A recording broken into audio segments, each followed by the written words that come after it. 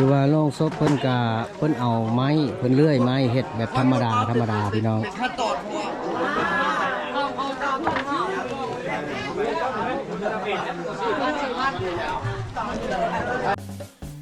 ก่อนหับชมคลิปฝากกดไลค์กดแชร์และกดติดตามทางช่องเพจและเฟซบุ๊กหรือช่อง YouTube คำมั่นวิถีลา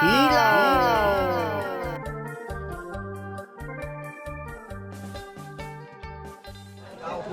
สบายดีท่านผู้ชมมื้อนี้เฮาจะพาท่านผู้ชมมาเบิ่งงานศพเนาะของชาวบ้านนาฮีเนาะส้นเผ่ากะเลิงก็ถือว่ามาเบิ่งว่าวิธีของชาวบ้านเพิ่นนี่เพิ่นจะเฮ็ดในใดในงานโปร่งศพเนาะส่งสการ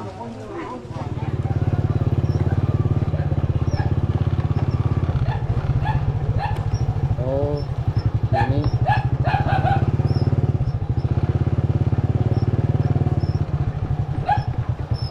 เอารถไว้ใส่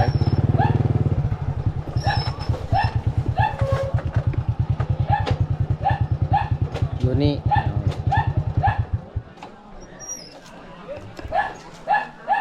เดี๋ยวจะเอารถป้าไว้นี่แล้วจะไปขึ้นไปกินทานน้ำเพิ่นก่อนเนาะ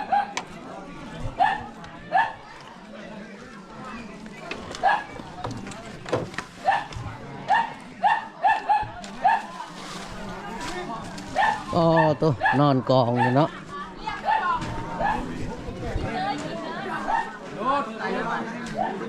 ตอนแห้ง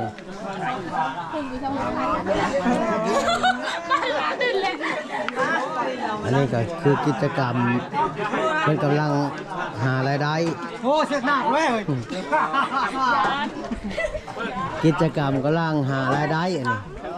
หารายได้ส่วนตัวคุณนะเก็บเอาอยู่พี่วงนี่กับวงนึงอีกคนลายวงขนาด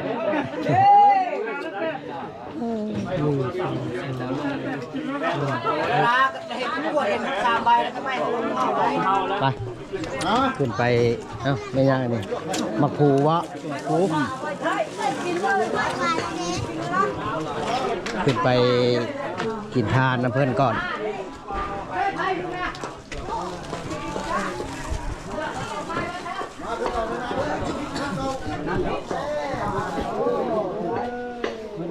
มากินทานน้ำเพื่อนก่อน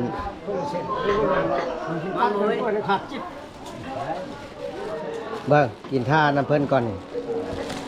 นักข่าวมาตำลังมาตอนใดก็ได้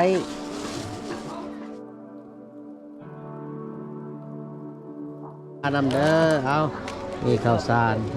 ให้ข้าเจ้าไปเกิดบนสุขบนบานขอให้เป็นนางเทวดาเด้อบ่เจ็บบ่ป่วยแล้วบัดนี้เอาผู้ใดนอกค้าขายอะไรไปขึ้นเลยขึ้นนิยมไว้ลงจากบาทขึ้นเดินทาดมาให้ขาดจังเมื่อจังยามมาแหละเนาะ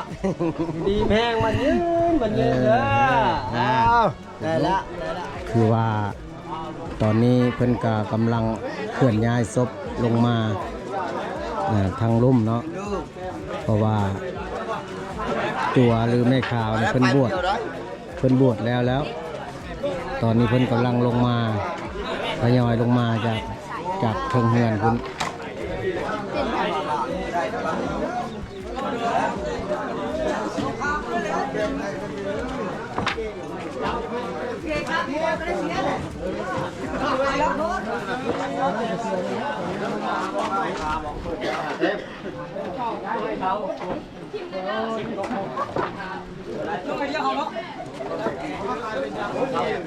คือว่าวิถีชีวิตบ้านเพิ่นนี่ก็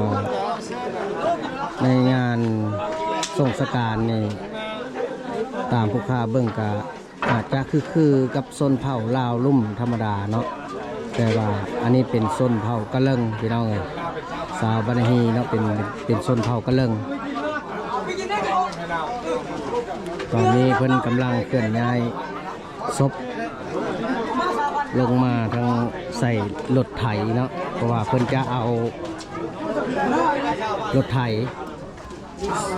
คือว่าเพื่อจะแห่ศพเพิ่นไปทางภาษาพุ่นล่ะเนาะเพิ่นจะเอาลงมาใส่รถไถนี่พี่น้อง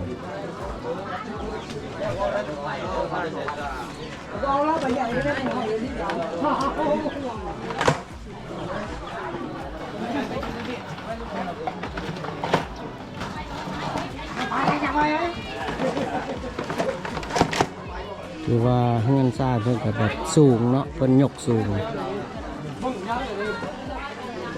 คือว่าทางล่มนี่ก็เสาอยู่ได้ประมาณ3.50 เมตรหรือ4 เมตรเนาะเสาเฮือนเพราะว่าอยู่บ้านเพิ่นนี่เพิ่นเคยเฮ็ดเฮือนยกสูงแบบนี้เนาะยกพื้นสูง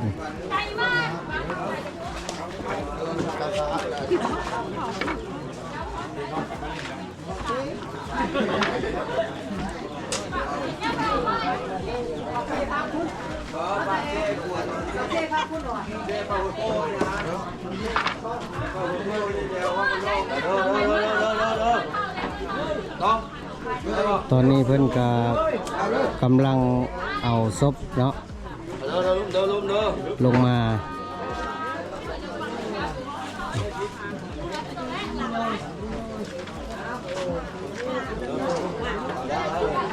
คือว่าโล่งศพเพิ่นก็เพิ่นเอาไม้เพิ่นเลื่อยไม้เฮ็ดแบบธรรมดาพี่น้องเพิ่นจะบ่แม่นแบบเอามาจากห้านที่ว่าเพิ่นเฮ็ดขายเนาะเดี๋ยวลุกไปเลย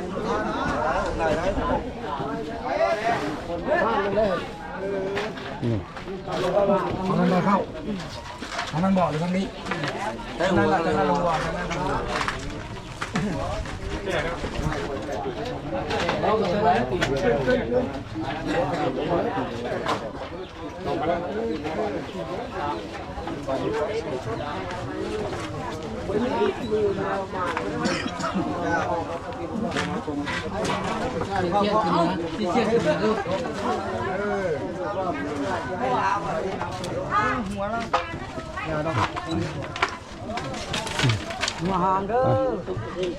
ว่านี่ก็เป็น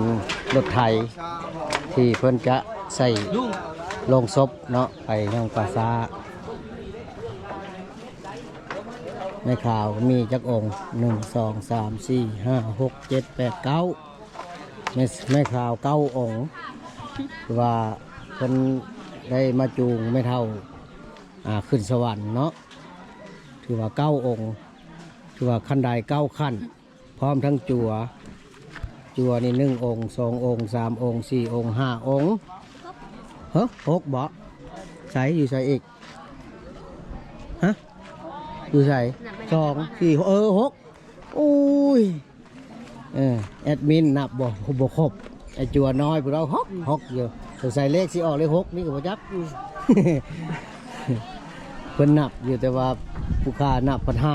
มันสิออก5 6เนาะจัวเนาะมันสิออก5 6